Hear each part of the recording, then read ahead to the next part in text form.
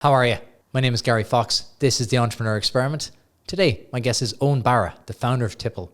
He is revolutionizing how alcohol is sold all across the globe. Here's my chat with Eoin. Eoin, welcome to the pod. Thanks, Gary. It's good to be here. Privileged to have you. I wouldn't say that. All the way from Tullamore. I know. Can you believe that? It's only an hour and 15 up. It's not bad. It's not bad at all. It's only 45 minutes to the M50. I'm selling the benefits of Tullamore. I was just going to say, I feel like we're in a Celtic Tiger ad for a new development in Tullamore. Well, funny you mentioned that. Feel the sights of the Midlands right on your doorstep. Oh yeah, the field of dreams, the canal, all these things. You from there? Yeah, I'm from Tullamore. I was born and raised. Yeah. Nice, keeping it local then, building the next big startup out of Tullamore. What's the last big startup to come out of That's Tullamore? True. Actually, there's about to be some industry down there, I'd say, though, is there? Who's the guy from Shackle? Oh, Mark Abraham. Yeah, he's from like near enough. We'll claim him. We'll claim him. He is a machine. Yeah. Oh my Lord. I think he's like 20 minutes from Tullamore, something along those lines. He is. I follow his. He's a good lad. I messaged him quite a bit on Instagram and stuff. And he's doing an Ironman now. But if he does something, he does it. There's no messing around with Mark. Yeah. Okay. Well, we're not going to get that sort of insight out of me. Tell me what Tipple is. So Tipple was me scratching my own itch, right? As in, Tipple is the infrastructure for the alcohol industry. I used to run a gin distillery, and selling internationally and across borders was an absolute pain in the arse, right? So you want to enter into a new market, you need an importer, a distributor, a retailer to get to your customer, right? And the idea here was like, well, why can't we sell directly to our own consumers? And there's a whole load of reasons why that can't be done. And it's like a lot of it's tax, legals, logistics, and there's a whole load of pain in the arse. So I was like we were doing D2C in Ireland, UK, and we were like doing really well. And then we're like going, well, why can't we do this in further places? And then when we started looking at going, well, we need 27 different warehouses all around Europe. That's 27 different amounts of stock. That's 27 different warehouse integrations. That's not scalable. So we're like, well, why can't we just have one warehouse to do it all? Like normal e-commerce. And it turns out that was a way more challenging question to ask than we thought. So it took us 2.5 years to figure it out. And as soon as we did that, we were like going, why are we selling gin? Like, we have this problem. Everybody else has the same problem. Why don't we just sell the infrastructure? Why is it so regulated? Because it's one of those industries you kind of look at now, and I've had a few people on from the alcohol industry, and it just sounds so complicated with Alice and Fox's Bow, and like it just sounds like an absolute head melt when you get beyond, and you're almost a victim of your own success. When you get kind of beyond Ireland, it becomes a real roadblock. Why is that? It's insanely profitable for governments. So as in the amount of tax that you make on alcohol is insane. So they want to keep it really tightly regulated so that they make their cash. Simple answer that makes a lot of sense. Yeah. So how can you change that? It's not about changing it. It's about changing how we operate in it. Okay. So as in before you'd have to fill in all these forms and you'd have to manually do it and someone would have to like do a thing. But we just automated it. So like myself, Laura and Jamie all came from Amazon and we were big believers in automating everything. So like all the tax forms are filled out automatically. All the VAT filings are done automatically. All the excise filings are done automatically. So you as an operator and someone who's like running a company don't have to worry about this bullshit. Like as in it's just easy, it's done for you. Yeah, like in a modern age whereby everything is being digitized and everything, like if you're the founder of a company, you don't want to have to hire an admin person to be doing this full time. When you're running the gin distillery though, what was the point where you're like, okay, this is the wrong business here? There was kind of two things. So during COVID, I made hand sanitizer, right? And we did like really good job. We got like a revenue approval. That was all fine. We reached out by a couple of hospitals that were like, look, we need hand sanitizer badly. Can you guys make it? We got our approval from revenue and that was all fine. We got a revenue officer on the phone. She gave us the approval. We made the hand sanitizer. 3 months later, I got a phone call from that revenue officer saying that, hey, we never gave you that approval. You now owe us 3.1 million. Whoa! In excise duty on the alcohol used for the hand sanitizer, and we're like, well, we didn't charge excise duty because this is APT free, like as in it's medical use. So I had to take the revenue to the High Court. So it was around that time I realized that, like, do you know what, I just can't do this anymore. 3.1 million. Yeah. That'll make you sit up and think about it. Well, to clarify, we won the court case, right? As in, the judge found that we weren't due on this. We had a legitimate expectation from the revenue that, we weren't due to pay the taxes. Especially during COVID, when it was like all hands to the pump, people are dying here. What can we do just to keep people alive? Exactly. It's not like you were out the back in a market going, here, cheap bottles of gin, lads. Well, we showed our still logs, so our still was automated, so it was we didn't even switch on the still during COVID, is it because no one was buying booze? We had stock that was sitting there from prepared for Paddy's Day, and then Paddy's Day didn't happen. So there was that. So that was the main thing that I was like, you know what, I'm on the wrong path here. This is the universe telling me you know what, you're not meant to be doing this. And then Tipple was just so much more interesting. It was one of those things that kept me up at night, kind of going, we have a huge opportunity here to change the way the alcohol industry works. Were you thinking about this in the background as you were doing, what was the gin brand? Sorry. More Irish gin. As you were doing more, was this kind of something in the back of your mind going, right, I need to solve this? At what point did you then go, oh, well, 2019 we were okay, I left my full-time job, so more was a side hustle while I worked at Amazon, and it became a very successful gym brand. It ended up in 9 different countries. It was all good. But in 2019, D2C was the way to go. We're going, you know what, this makes so much more sense. We make so much more margin. We get actual customer data. And I had just spent about 150 grand breaking into the UK. And we'd gone through distributor routes. We were in Green King, Stonegate pubs. It was in 5,500 different bars, which was pretty successful launch. But I spent 150 grand to do it. So it was to get those results, that was pretty good. But as soon as that distributor went under, all our route to market went under with them. They went. So during COVID, we didn't get that back because they went, we can't actually trade out of this. We're gone. So what does that mean for you? All the money I'd pumped in, all the bars, all the restaurants, they were his customers. They weren't my customers. They were his customers. And so we're going, I never want to be at that mercy again of kind of going, I don't own my own customer. So D2C definitely seemed like the way to go.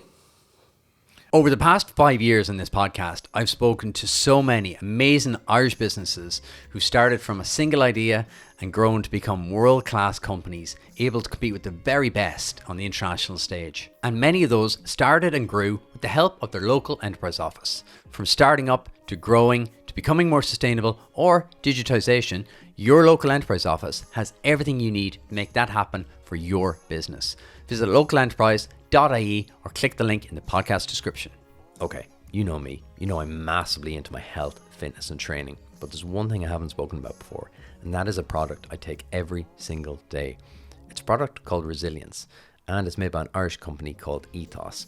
What's kind of funny is that every single entrepreneur I meet, that is the one characteristic they have: incredible resilience. So I like that little play on words. It's a multifunctional supplement that supports cognitive function, immunity, which is super important this time of year, energy levels, and it keeps stress at bay. I also love it because it's easy. If you're bringing anything new habit into your life, it has to be easy, and taking Resilience is so simple. I simply mix it in a glass of water every single morning, and I always throw a couple of extra in my gym bag to keep them with me. It's a really tasty blood orange flavor as well. It ticks all the boxes. It has B vitamins, amino acids, vitamin C, and adaptogens like reishi mushroom and ashwagandha. So, if you want to try it, I think you should. Go to weareethos.com, and because I like it so much, the guys have given me a discount code. So if you go to weareethos.com, enter Gary Fox at the checkout, you'll get 20% off, which makes taking Resilience about €1 a day, which is an unbelievable price for building some inner resilience. Check out weareethos.com. If you've been listening for a while, you know Iconic Offices have been my partner for ages now. Working and recording out of their flexible workspaces has meant a huge deal to the success of this podcast. So it made perfect sense to partner up with them again for season 17, but to give you, my fellow entrepreneurs, a unique offer. Come work in the Iconic Office workspaces for free with no catches. Simply visit the link in the description below and enter Gary24 for a free day pass or a free day office pass. Enjoy. And did you lose stock? Did you lose your UK presence? What happened? Lost UK presence, lost cash, lost stock, all of that. And there's very little you can do in that sort of situation. I've had multiple founders on who, not through their own downfall, it was through distributor or a wholesaler or a fulfillment provider. Heard that a number of times. A lot of fulfillment providers went belly up during COVID. It's wild. So you were like, right, don't want to be in that weakened position again. And at what point then did you go, right, I'm going to make Tipple into a business? So I think it was like 2019 started looking into it. 2020, obviously COVID like went through the roof. 21, we figured it out. So as in terms of the legal, the logistical, like the tax elements. And it was at that point, I was like, surely like someone's got this solved. And the more I looked into it, the more I realized that no one had solved it. And the more I realized that, it was like, there's a huge opportunity here. Like as in, if we can do this, we can like be the alcohol industry. We can own the infrastructure there. And then we can make everything a lot easier for our customers. So as in, they can then go, well, now we can sell D2C. Like as in, how often have you been on holiday, gone to a lovely like vineyard and like had a really nice bottle of wine and then can't get it back home because they don't have an importer or they don't have a presence and you can't buy it online. So the idea was to make everything a little bit more equitable and to open up like free trade. And that is the way the world is going, like direct to consumer. And it's not that you don't have to be in Tesco, you don't have to be there. You can be everywhere. I think that's the route. People want choice and want convenience. If they want to buy direct from the manufacturer, that's what they want to do. Yeah, and it's like omni-channel as well. So you kind of go like, yeah, I see it in Tesco, like great, but you know we've got this special release that's made with sherry barrels or you know it's aged tequila barrels. Would you like to try that too? And the things that you know shelf space, you've only got a limited amount of space. So like, how do you get the more interesting things that aren't going to be the mass appeal, and how do you like go find the people who are going to resonate with this? And the inventory on the internet is endless, right? You can have endless inventory. Like obviously there's challenges. It's much harder to reach your customer and things like that. But it's a fascinating to borrow from other industries. So 2021, you're like, okay, I think we've got it here. Is that when you started then, Tipple? We kind of started like a little bit beforehand. Like it was just kind of figuring it out and like. Really, like a lot of it was legal groundwork and like counting groundwork and figuring that out. Because like we spoke to like the big four, and like two of the big four were like, "This isn't possible," and I was like, "I'm pretty sure this is possible. We put a man on the moon. I'm pretty sure we can do cross-border taxes. Like, as in this will be fine." And then 2021, it was like it got to the end of 2021 where I was like, "Okay, I need to just focus solely on Tipple." And I went out and raised money. So in March 2022, so we raised the small round of like 400 grand and then just started building. So March 22 you raised. What was the reception to it? What was the kind of... Because two of the big four said no. I find that interesting, by the way. Two of the big four said no. Well, your immediate reaction was like, well, why not? I'm going to figure out a way. Like, you know, why would... Like, so the whole thing is like, I want to make sure that the alcohol is going to the destination country and all the taxes are paid. Who's going to say no to that? Like the alternative is that you don't do it or it's being done illegally. And like, there's so many people that are doing it wrong and incompliantly, like as in, whereas we're going fully compliant, the government gets their cash up front, there's no risk. Like, why wouldn't you do this? So we just needed the legal framework to be able to do all these things in terms of the filings. And eventually when we figured that out, like it was like, okay, now it's just build the tech around this. And now you got your moat as well. So March 22, you raised 400K. What was that process like? It took 30 days. So from start to finish. There's things you don't hear very often. It was like we were oversubscribed. I think I came back and I had 1.2 million euros on offer. And we had to kind of like make a decision. So as in... you know, do we up the valuation? Do we take on more money? And I think at this point, I think we want to be like super respectful of the people that were handing over their cash because we're like, we think this works. We think this is going to like be a thing, but we're not sure. So we're going to take the least amount of money that we can to build this out. Because if it went wrong, like I didn't want to be sitting there going, well, we'll do $1 million trying to make this work, right? Because there were still a lot of unanswered questions. And like when people took that punt on us, we gave them a really good valuation because of the risk. But boy, did it pay off. Like we built it out. We have some of the world's biggest alcohol brands as customers. Like the demand was there. Like who doesn't want to make more money? Like that's the long and short of it. You're a good salesman. March 22, I want to put this in context. So we're sitting here March 24. That's not a long time ago. So what happened since? You said it, boy, it paid off. You raised 400k. Just explain something to me actually first. You had 1.2 million on offer. I think a lot of people listening who haven't done funding rounds might be kind of going, why would you not take more money? What does it mean if you take more money? Well, so we kind of went out at a valuation, like with a price cap, right? And for us, it was like everyone knew what they were going to get divvied up, and we did it on a safe, right? So if we'd taken on like £1 million, we would have given away more money, or we would have had to up the price cap, right? What's the price cap mean? So essentially, let's say you're selling 10% of your business at 10 million euros, right? If at the next round your business is worth 20 million or 100 million, those people who gave it to you at the price cap of 10 million will convert. But if you convert at, let's say, 5 million, they then get it at 5 million cap.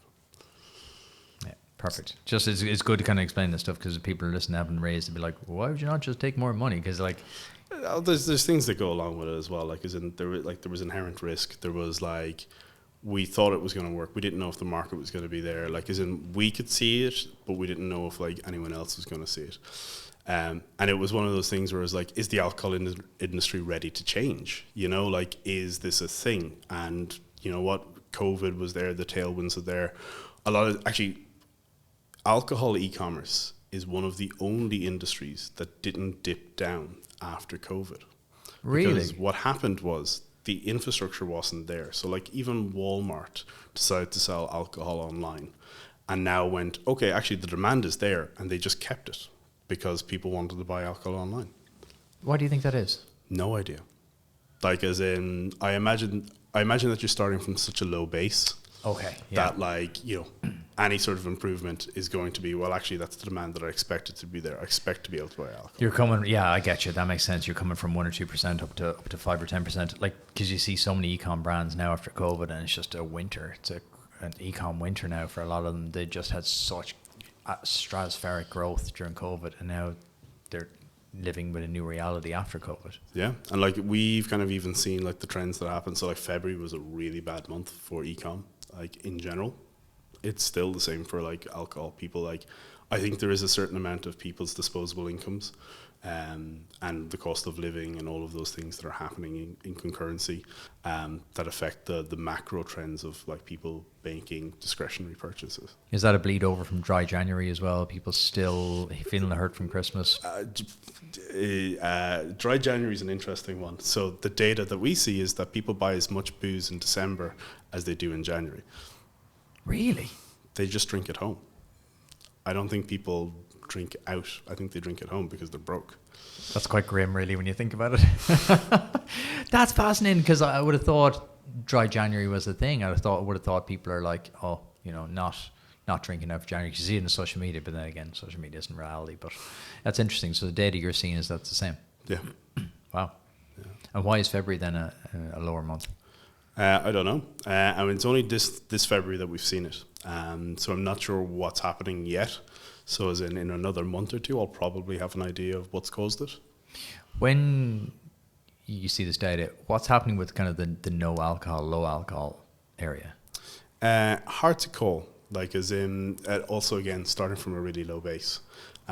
Because you look at before Seedlip came along, like your options were like, do you want a Coke or do you want like a fizzy drink? That was kind of your no alcohol option. Or you have a mocktail, which is full of sugar. Yeah. So low and no are still like very, very, very small, like in terms of the market percentage. Now you see the likes of Heineken Zero and Guinness Zero; they're actually making really big moves. And I think people do want a tasty drink that isn't sugary, that feels like you're drinking a beer, because people like the taste.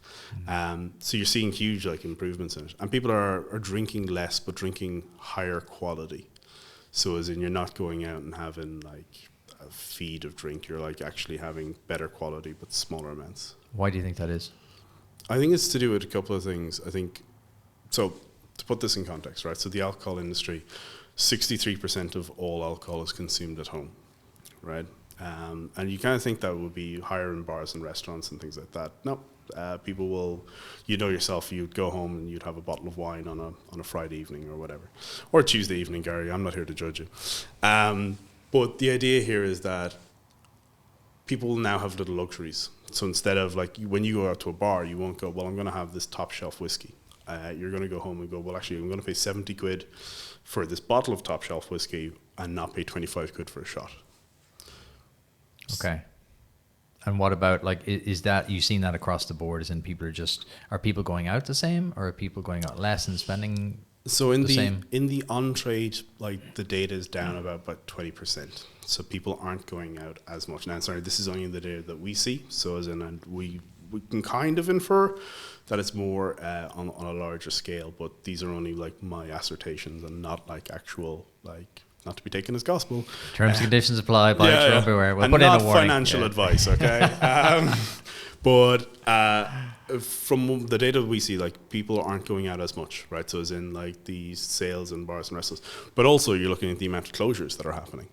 So as in, like, is it like a symptom of that, or is it people aren't going out as much? And sorry, is the restaurants closing a symptom of people not drinking as much?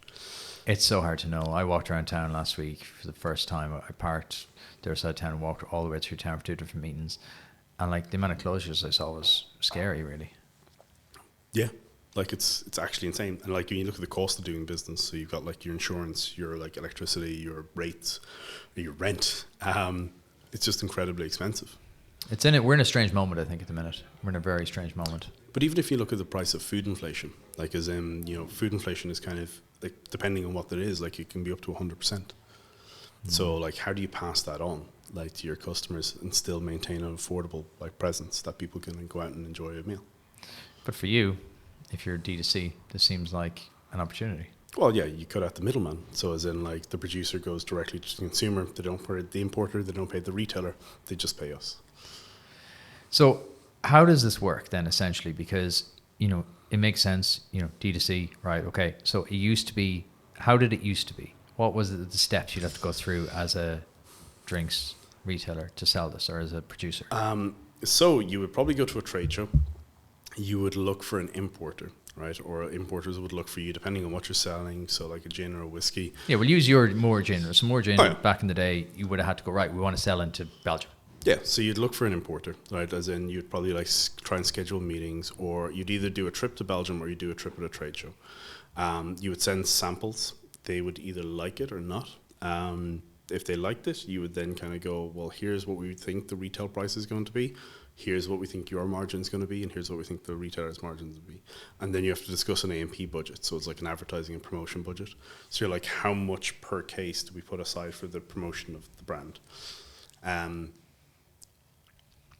then you're at the mercy of that distributor, right? So as in, that product is generally probably on an exclusivity deal, so you can't sell it to any other importer in that country. They now kind of own that product for whatever length of contract you've signed. It's their job to push it. Now, and obviously they're incentivized because they make money when you make money. But at the same time, there's no real downside if they don't, because they've got a lot of other products. I was going to ask you, how many products like would an importer or distributor have? It's just loads. Like, as in, they generally have catalogs. And what they try and do is like, they go, okay, well, we've got like 1 or 2 gins, or like we've got 3 gins, or we've got a suite of gins, like, and they'll try and like make sure that they do enough volume in all of those to make sure that's worth carrying them. Or they'll do like 1 Irish product, like 1 Irish gin, like 1 Irish whiskey. Like, Gotcha, that's yeah. generally how it works. Okay, and then you have to replicate that country by country by country. Yeah. Yeah. So a lot of air miles, a lot of like knocking doors, a lot of like shaking hands. But if you're a smaller brand, that sounds immensely time consuming and restrictive, to be honest, because you're not going to roll out across Europe with that model. Exactly, and that's generally why you hire. So you'll hire like an export manager. You'll hire somebody who has the network to do this. So they'll know a distributor in Italy. They can pick up the phone and go, "Hey, I'm working for this. Do you like it or not?" Is that separate to your brand? Is that someone you have to hire So separately, or is that someone you hire in house? They'll work for you. They'll work for you as an importer, or sorry, as your manufacturer. Okay, so that's a pretty laborious task. It's a pretty laborious industry. Completely, yeah.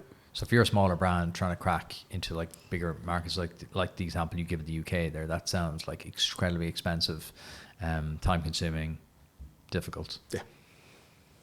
So that's essentially what Tipple is trying to counteract. Yeah, well, I suppose there's 2 things. Like, one, that you should be able to sell into Germany. So as in, like, you know, if you see something on social media, you should be able to buy it. Then with some of our customers, so one customer was like selling into Germany. They got so many sales in Germany off of a TikTok campaign that they did that 2 distributors approached them. Now this is like incredibly unusual that a distributor would approach you.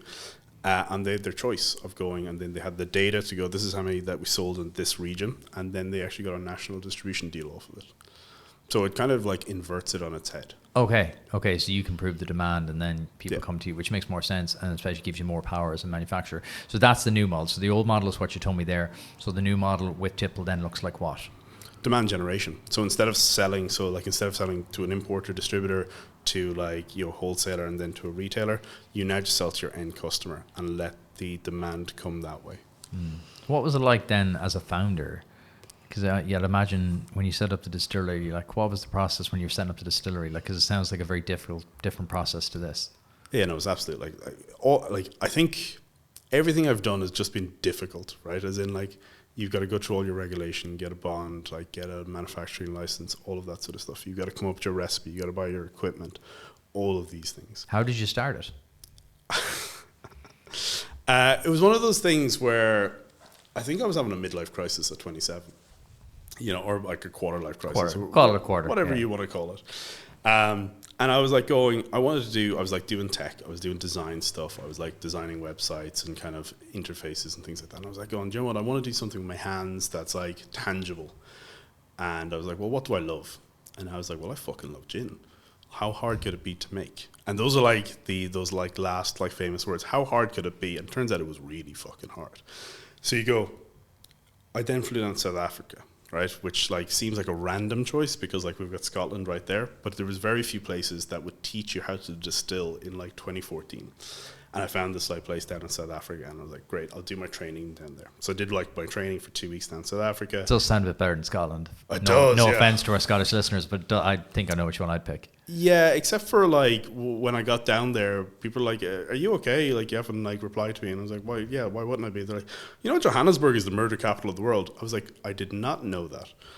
So that was an education, and that's like why you should probably plan trips and like maybe Google things before you get on a plane. So, is it as bad as people say? Because I didn't experience any of it, but I had a driver who kept me out of trouble and make sure that we'd like change routes and all that sort of stuff. Yeah, and he was armed, and it was like, now in fairness, I was advised to do that by someone who'd been down there before. He was like, just when you get down there or before you go, like hire a driver.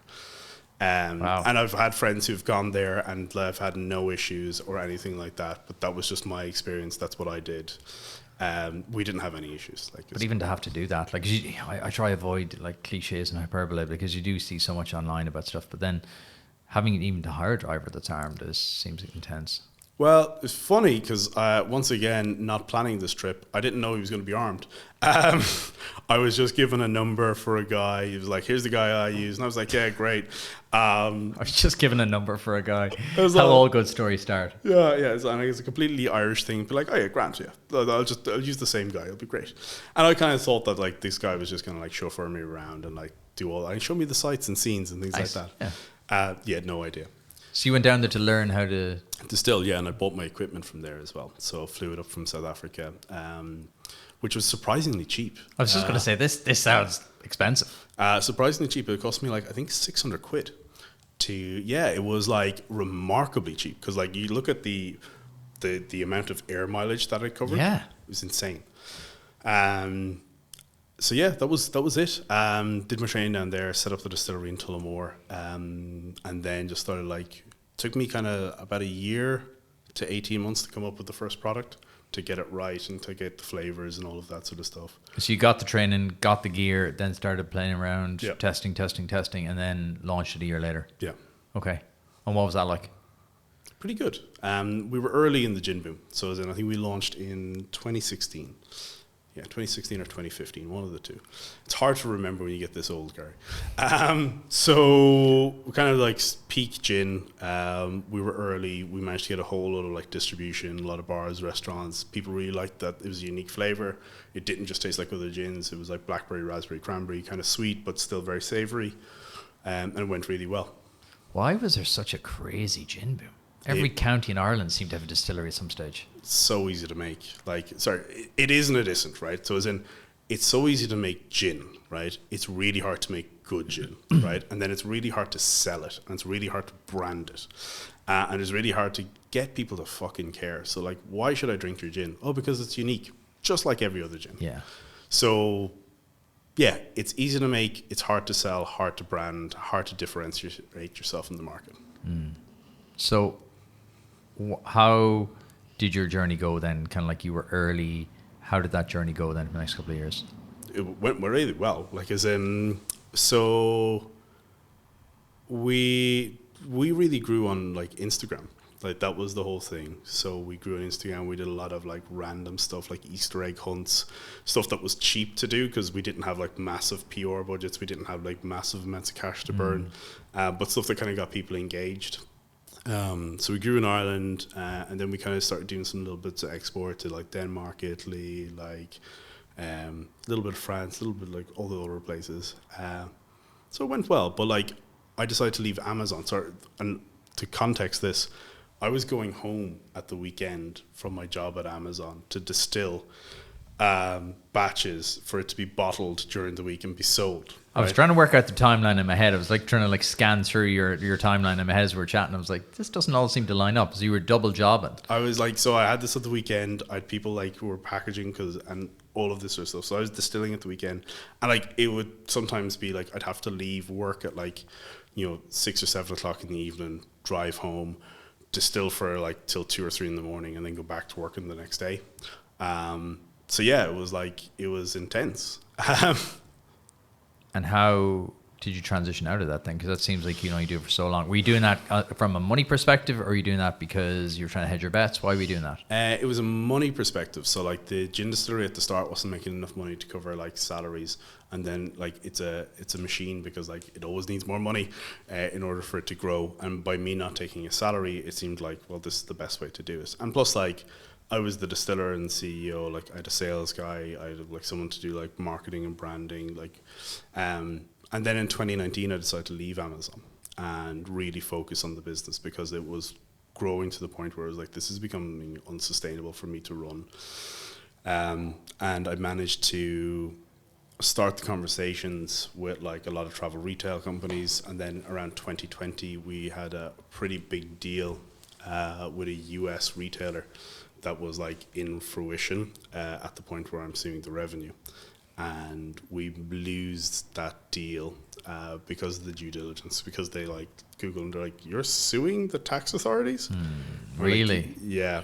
And we're like, yeah, like we had to. So as in like essentially we'd no other choice. So we lost that. We lost the travel retail deal. And in the court case, I didn't get my costs and I didn't get any damages. Wow. Because the judge said, like, hey, you could have settled this out of court. And it's like, we tried to settle it out of court with the revenue, but they wouldn't engage. They did this thing where they said, well, we haven't made a decision to drag down the proceedings, and also delayed it by 2 years. So like when the 2 years came around, like we were like going like, like completely like distributors wouldn't touch us because like we're not sure you're going to be there in a year. So you're like, so yeah, not ideal. It's a mad story about unintended consequences, though. The unintended consequences of a small decision became this, which then cost you the butterfly effect. Yeah. But then it leads you to here. So it's a wild story. And it's an interesting story from a point of resilience, I think. Well, I think looking back on it, at the time it was a really shitty thing to happen. But at the time I look at it and go, well, that was a blessing. That was like, you're on the wrong path. We need to kind of get you back to what you should be doing. And I think if it didn't happen and I had the distillery, I would have tried to do both. I would have like had like the distillery on the side, would have tried to do Tipple, and would have half-assed both of them, and like nothing would have worked. And I think putting the nail into like the coffin there of going, okay, that's it, done, move on. And I think it really like focused me on this and made me kind of go, okay, you have to make this work now because there's no other choice. There's a big lesson there like that. Every founder has to learn that lesson because we all try to do that. We all try like ride 2 horses simultaneously, off this, then that. And because we're so all easily distracted as well, you always like to have a couple of things on the go just to kind of like calm the mind. But I think there's a big thing there about failure in terms of like people talk about, oh, you have to fail. It's only failure if you stop. The great founders that I speak to like you don't stop. That's the big lesson, is that they don't stop. They just keep moving and moving and moving. And the biggest thing is they take the learnings with them. You've taken every single learning with you and layered it on top to what has now become Tipple. Well, it's kind of funny because like I was only thinking about this. There's very few people in the world that have the skill set that I have. So, built infrastructure at Amazon, right? Like one of the biggest infrastructure companies in the world. Made booze from like start to finish, like from washing out tanks, like to doing all the tax stuff, and then kind of go, well, and also built a product. So you kind of go, the reason this hasn't been solved is because the skill set of the person hasn't been there. And then it kind of became like, is this what I've been like, lined up to do? And like, this is what, like, is it destiny? Is it faith? And it's like, no, like this is just like a series of decisions that have like led me to this point. And do I believe now that this is what I'm meant to be doing? And it's like 100%. Everything with the other business was like difficult, and I don't know if you've read Matthew McConaughey's book about the green lights. It's good actually, yeah. Yeah, so it's like, it always felt like red lights with the other thing, and now this is like, it's all green lights. But that's beautiful, isn't it? Because, we all kind of like, especially as founders, you kind of overlook the skills that you have, and you overlook all the experience because sometimes you want to forget about the experience because it's so bloody painful. But then, it's like trauma. You just pack that away in a little trauma box deep down. But then when you stop, and as often when you stop a project, you kind of go, okay, there's a lot of learnings there. Now I take that on. You don't just be like, okay, on to the next thing, scrap it. I think that's the mistake a lot of people make, is that they just shudder and forget about it and try move on. Whereas like the great founders take it with them.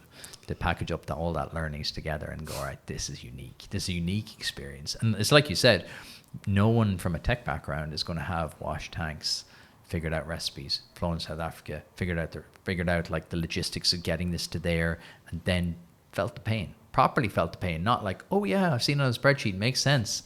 Felt the pain of having court cases, of having problems, of having all those issues that you're solving. It's a rare story. Yeah. It's a little bit wild. And like, do I wish I like went through all of that? No. Like as in, I wish it was a little bit easier, but when people go, I always think Oprah has a great line, and she kind of talks about, I asked for strength and God gave me challenges. And it's like, Oprah's then like, I don't want any more challenges. Like, there does reach a point where you're like, get rich quick sounds kind of nice. Yeah. I don't see why people look down on that. I wouldn't mind getting rich quick. I don't know. You see a lot of people doing crypto rug pulls and like AI.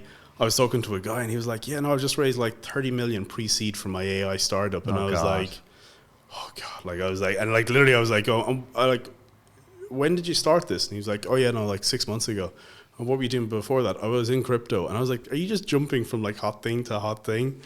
There's a lot of people like that. It just jades me at the minute because the startup world has a bad reputation for a reason. There's a lot of spoofers. There's a lot of people who are just chasing the next hot thing. And but they get found out pretty quickly. They get found out very fast. And there's people like yourself who've just gone through it. And like Luke Mackey, who was here a few minutes ago, like the people that go through it, they're in the game a long time. They've seen it. They've done it. They've made the mistakes and they've come out the parasite. So where are we now with Tipple? Because you raised in what, 2022? Yeah. Okay. So when you raised, what did you do then? What was the next step? Build more stuff. Build what? The direct consumer infrastructure. So as in like Tipple's kind of broken down to three things: direct consumer, business to business, and then marketplace. So we started building out the direct consumer infrastructure. We did pretty well. We've landed, like, I think we were just about to launch. We're going out to raise a round in, I think, September 22, and the whole funding market changed, right? It went from raise on hopes and dreams, you don't want traction, to, oh shit, you need traction really quickly. So we went, fuck. And it's Q4 in the booze business, which means no one is like anywhere near available to talk. So we're like, okay, we're going to have to wait this out to January. So we built more product, like built more stuff, all good. In January, we started like reaching out to people. We got like 30 small brands to sign up to a wait list. And then this huge company came to us and said, hey, we've been looking for something like this for like a long time. Would you be interested in an RFP? And I went, yeah. What's sure. an RFP? A request for proposal. What does that mean? We're going to give you what we want. You guys like produce a document and send it back to us. but we're going to use this as like our starting point for a project, right? Okay. And it's generally a competitive process. There's usually 2 or 3 providers. Okay. So like a tender. So we basically spent, no, there was a caveat in this. They were 6 weeks into an 8-week process. And we got like the RFP on like week 6. And it required us, we had a warehouse in Belgium, and it required us to have a warehouse in Amsterdam. And it took us 6 months to a year to get our first warehouse like up and running and like great. So we're like, shit. So we do the RFP, it's like a 40-page document. We find a warehouse, I fly over to Amsterdam. Like this is all in the space of 2 weeks. Like it's just like chaos. What a good story, though. And we hand back the RFP and we hear nothing. And then we get like, sort of, hey, you know, like let's have another chat. So we have another chat and we kind of like work through some details. Why did you need another warehouse? So they wanted to operate from Amsterdam. So as part of their licensing thing and as part of like one of their entities, they wanted like Amsterdam. Wow. And it didn't have to be Amsterdam. It was just that's where we found a warehouse that could do it. It could have been anywhere in the Netherlands. Okay. So yeah, and then a couple of weeks later, we're on the phone with them, and I'm like, "Sorry, have we won the RFP?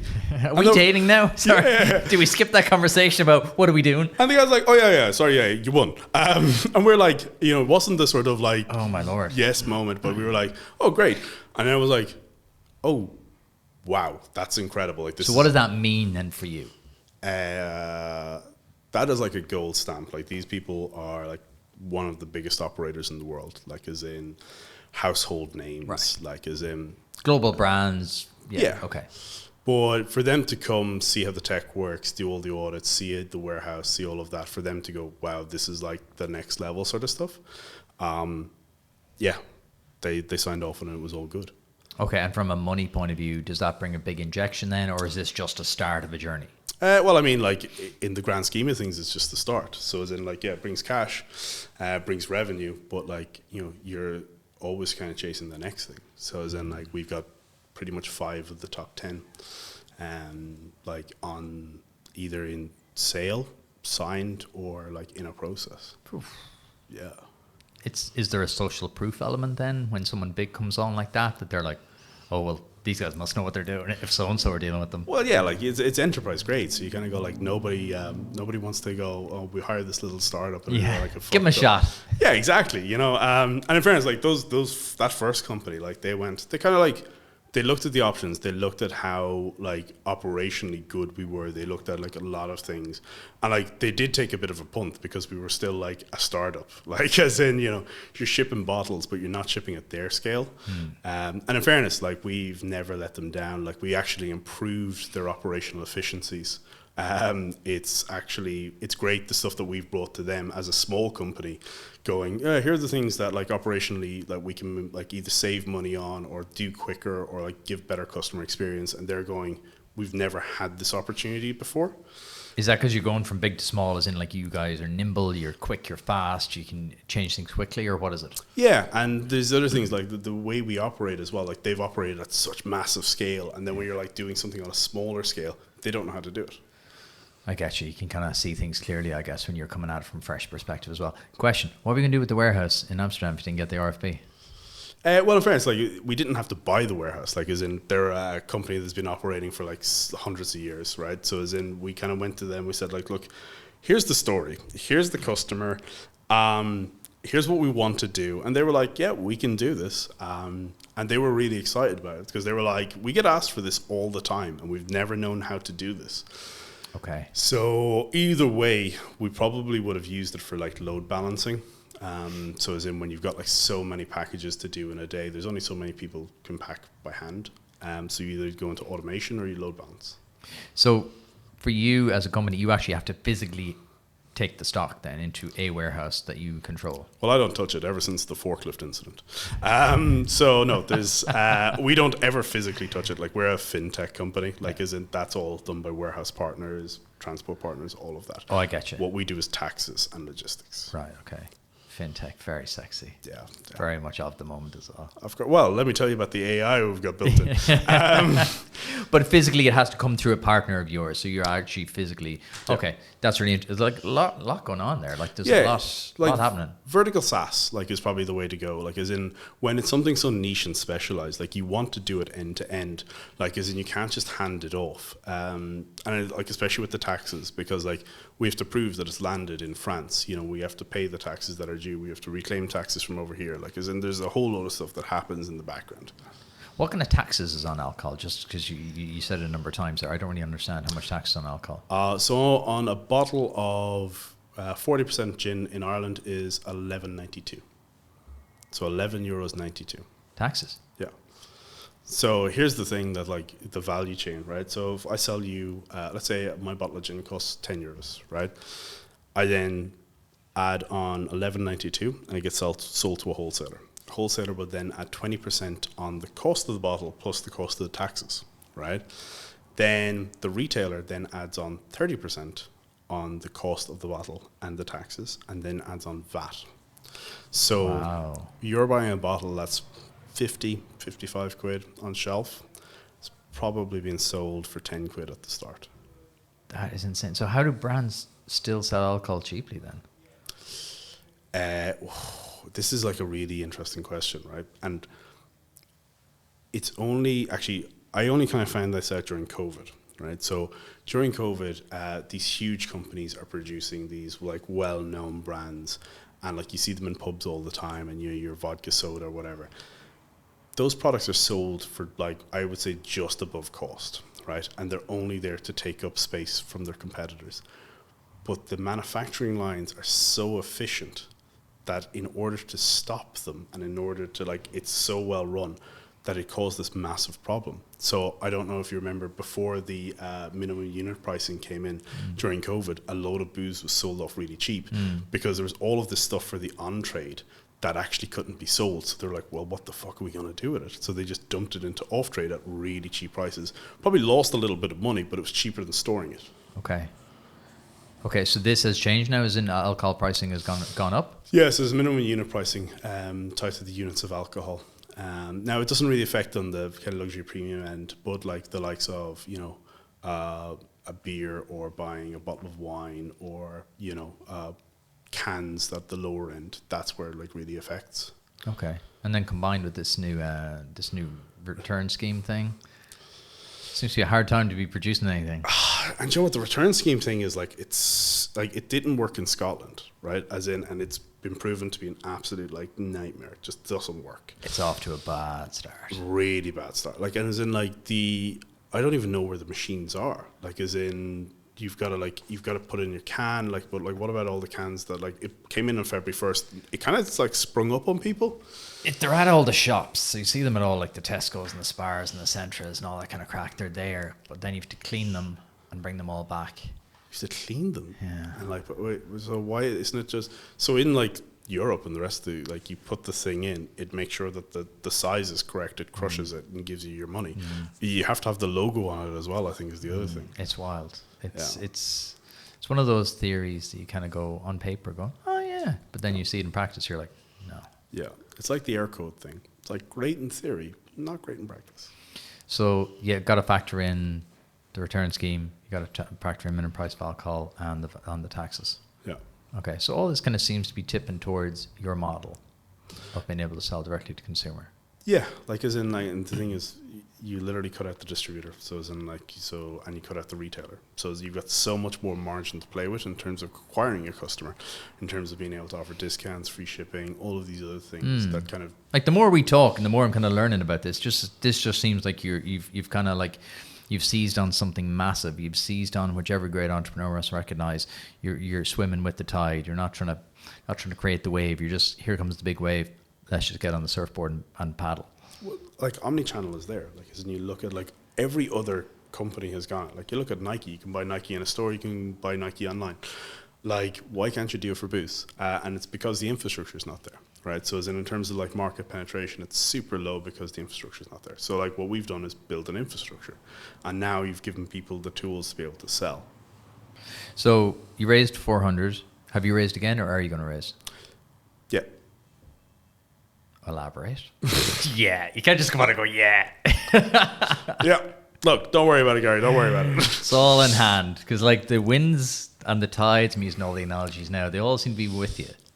Yeah. But I think it's one of those interesting times. So as in, you kind of have to do two things. Like you have to, one, make sure it's the right time to raise. Like we don't want to go out and kind of go, we did it too early or we did it too late. Like you will really want to prove the traction. You really want to make sure that everything is like lining up. Maybe we might ask that question again, Gary. We might ask that question again. We'll just edit it out. Okay. Yeah. So actually, I don't really want to. We're not going to announce our fundraise until like closer to Series A. So what do you want to say to it then? Maybe scratch that. Okay. Okay. So what is? Okay. So March 22, you raised 400K. The kind of tides and the winds seem to be with you. What does the next kind of 6 to 12 months then look like for Tipple? It's scale. Like, is it scale, more brands?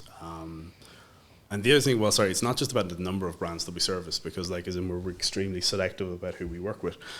When we take on a brand, we make sure that they actually pull through and they actually sell, because a lot of people are like going, okay, we're an alcohol company, like we've never sold online before, and they need the help and support to actually go, okay, we're now doing ads, we're now doing these things, and they need to be guided through the whole process.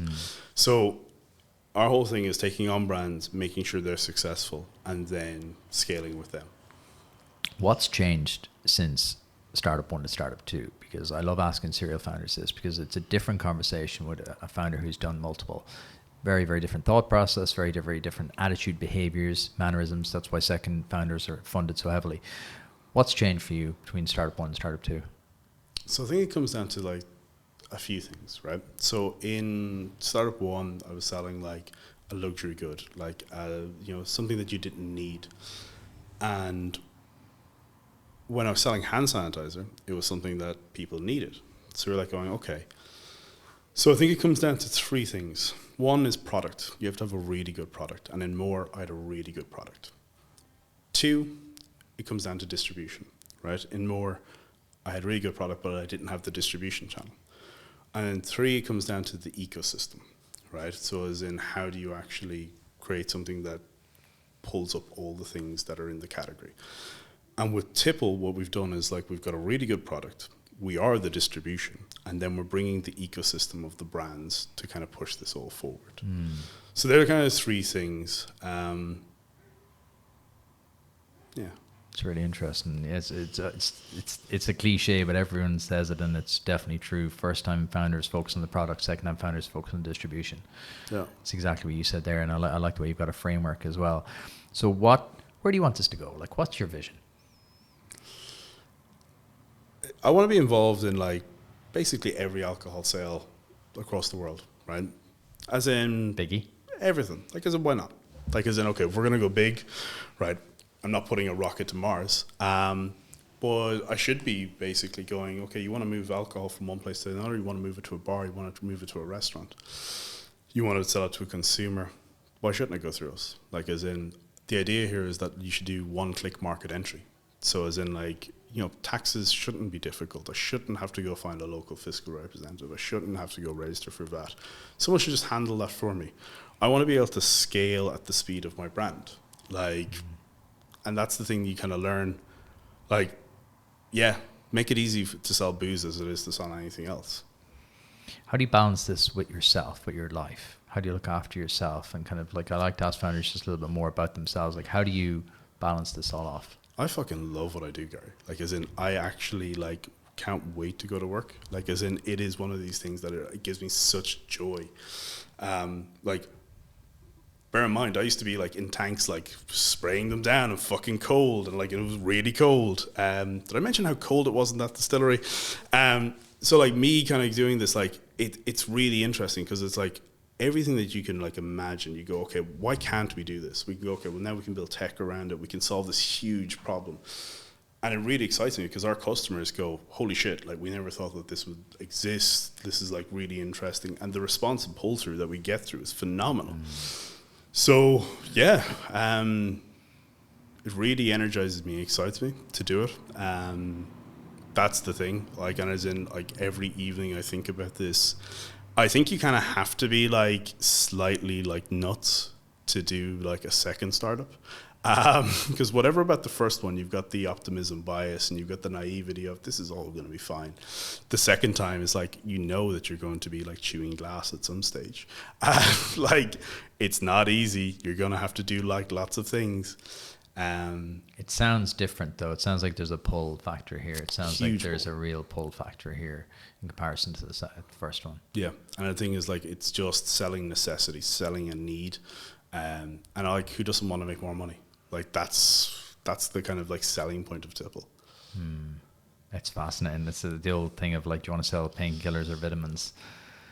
Vitamins sound great, but painkillers are what you really urgently need. Yeah, and like that's what we sell. We sell painkillers. Well, I suppose there's two things. One, people in the industry aren't really problem aware because they don't know that they can do this. They just go, well, like, and even when I started this, didn't think it was possible.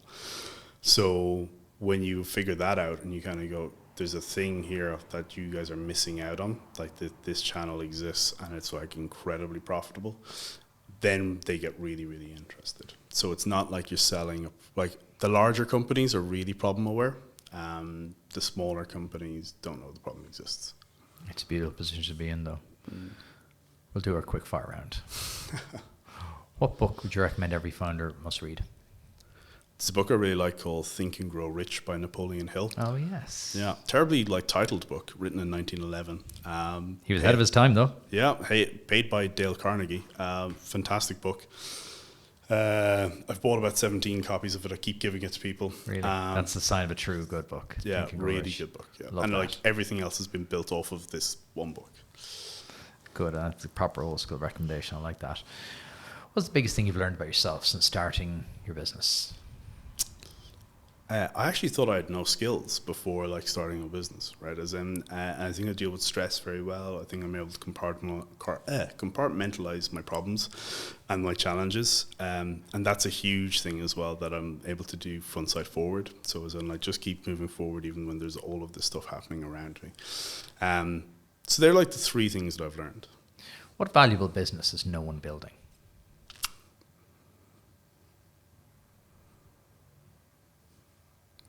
I don't know. Like, as in, where do you see more opportunities? Or if you start a new business in the morning, what would it be?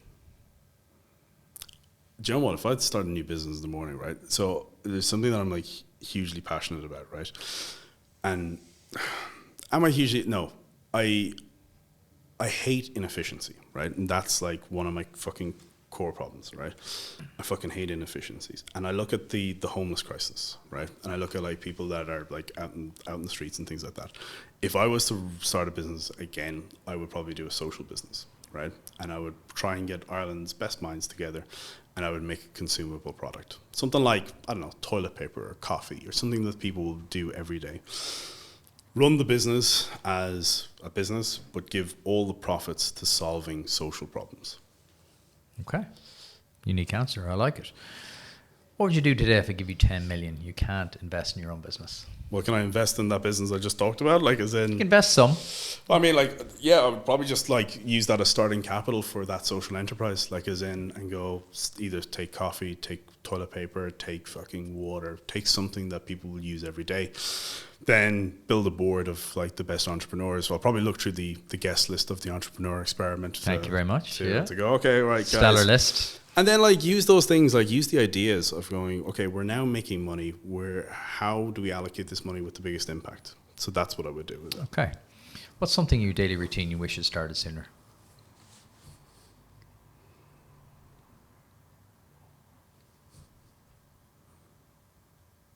What's the most important thing you do every day? Probably brush my teeth, Gary. That's probably the most important thing I do. Do I wish I started that sooner? I can't remember when I started that. I don't know. Is there anything you do every day that makes a big impact in your life? Yeah, so like as in I generally try and plan like a little bit about my day. So as in, and a lot of my day is kind of meetings and kind of shit like that. But I try and kind of go, here are the things that I need to get done. So I try to use like Eisenhower's like framework of do, delete, delegate, you know. So I try to use that. And a lot of the times it works, sometimes it fails. I've gotten better at delegating. It's a brilliant framework. Yes. Do, delete, delegate. It's brilliant. Yeah. Yeah. Or delay. Like delay is another good one where you're like, yeah, I'll just fucking push that out. Yeah, I like it. I'm going to give you 1 million. You can only invest in one entrepreneur or company. Who is it? Why are these questions so hard, Gary? They're very easy. Who do you want to give 1 million to? You must know a lot of great founders. I know a lot of great founders, but like, as in, you've got to choose one. It's like, Pick your favorite. Come on, this is 1 million. It's got to get a return. Who are you going to pick? Oh, fuck. Right, get a return. And that's the only criteria? Hey, it's your question. Take it whatever way you want. I mean, like, return, fun, their sound, whatever. Joe and I do. I'd actually give it to Eamon Leonard at Broadstone, right, who runs like a syndicate. And Eamon has backed us. He's backed Luke from Yonder. And I go, Eamon, you fucking take this £1 million and solve this problem for me. That's such a kiss arse answer, giving it to the guy who founded you. I mean, like, I'd have to, like, imagine then going, you had £1 million and you give it to this one founder. Imagine me meeting other founders at events and them going, what the fuck? Why didn't you pick me? It's like, oh, who's your favorite child? Like, is it like, you can't do that, Gary? Fair enough. Fair enough. Very tactical answer. What do you believe other people will find strange or strongly disagree with? What do I believe? Oh God, Gary, these are really, really difficult. Oh, they're not. I mean, I believe in a lot of strange things. Okay, like as in, so I believe like one. There's a what. What am I going to say here that's not going to get me in trouble or like, They're designed to get people clicking. Come on. They're designed. Say whatever you want. This is an open forum. Really want to hear what you were going to say there because that's the true answer. Right. Well, let's start that question again. I'll give you that. Okay. Okay. What do you believe other people find strange or strongly disagree with? There is a lot of incompetent people out there. Right, people who are just fucking dialing it in, that are pushing buttons and just like ticking boxes, and the world is a really bad place because of it. Like, as in, you see it all the time. The civil service is like one of these things. You look at the planning, like regulations. There's a whole lot of people that are afraid to make decisions, because they're afraid of like the negative consequences. And I think because we have no accountability for these people, nothing changes, and it pisses me off. Maybe that's not a strange thought, maybe that's not controversial, but like, I'm so fucking angry at how inept and how broken society is. I agree with it. It is contrarian because people don't like to be accountable. I think Elon, love him or hate him, has a great thing of he names people, not departments. Who's in charge of this? Not department. Don't say department. Don't say team. Say the person. Yeah. And put your name to it. Yeah. I love that. I think that's a great philosophy for life. What's your final piece of advice for every founder or entrepreneur listening? I think a lot of founders, like, they get involved in things to solve a cool problem, and they go, okay, but it's not really a problem. Like, I think you have to take a look at the hairy, nobody's fucking looking at it paces. You look at like Flexport solving logistics. There's a whole load of like the underworld, like the underlayer. The underworld makes it sound like really criminal. Yeah, it does. No, it's like there's a whole like underlayer that makes the world go round. Like, you look at the likes of Dennis O'Brien doing site serve and doing all of these infrastructure things. So like cleaning gutters, like making bridges move. There's a whole lot of money in the stuff that's not sexy. And I think you kind of have to, like, everybody's chasing the AI buzz at the moment. And you're like going, yeah, okay, fine. It's an AI fucking chatbot that does this and this. But do the things that other people won't do. Like, as in, go the opposite way to the way you think it's going to go. Even though there may not be VC money in it. And I think so often people do things that's going to get them funded rather than building a business. And I think when you look at, like, we're building a business, we're not building a startup. That's, like... And the other thing is that people don't do the fucking numbers. Like, as in, you have to be like so militant about the numbers of like, how much money are you making? How much gross profit, net profit? Like, have you done this exercise before you started? The goal is to make money, not to be given money. Exactly, yeah. I love it. Do the things other people won't do. That's brilliant advice. Where can people learn more about yourself and Tipple? Go to heytipple.com or follow me on LinkedIn. It's Eoin Bara. I'm the only one. You're a good follow, in fairness. Thank you very Entertaining much. follow. Eoin, thank you very much for coming on the pod. Thanks, Gary. Cheers. Made it all the way to the end. Click here to subscribe to the channel. Click here to listen to last week's interview. We do these interviews every single week, so hit subscribe. I'll see you in a few days.